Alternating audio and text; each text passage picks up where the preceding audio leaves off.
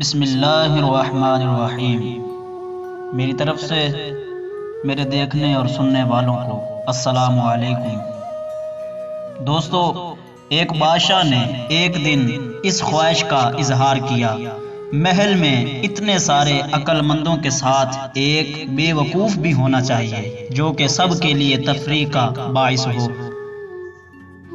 چنانچہ بڑی کوششوں کے بعد ایک بے وقوف کا انتخاب ہوا اور اس کے لیے ایک خاص قسم کا تاج بنایا گیا۔ بادشاہ اس سے روزانہ چند ایک سوالات پوچھتا اور بے وقوف کے جوابات سن کر بادشاہ اور درباری خوب ہنستے۔ وقت گزرتا گیا اور ایک دن بادشاہ سخت بیمار ہو گیا، یہاں تک کہ طبیبوں نے جواب دے دیا۔ بادشاہ نے اپنی تکلیف دور کرنے کے لیے اپنا آخری وقت بے وقوف کے ساتھ گزارنے کا فیصلہ کیا اور اس کو طلب کر کے کہا، آج تم سوال کرو، میں جواب دیتا ہوں۔ بے وقوف نے سوال کیا، آپ اپنی موت کے بعد کہاں تشریف لے جائیں گے؟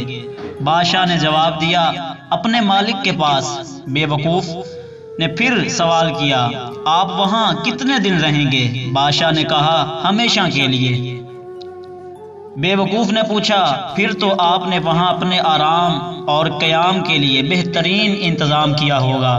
بادشاہ اس سوال پر حیران ہو گیا اور کہا، نہیں، میں نے کوئی انتظام نہیں کیا۔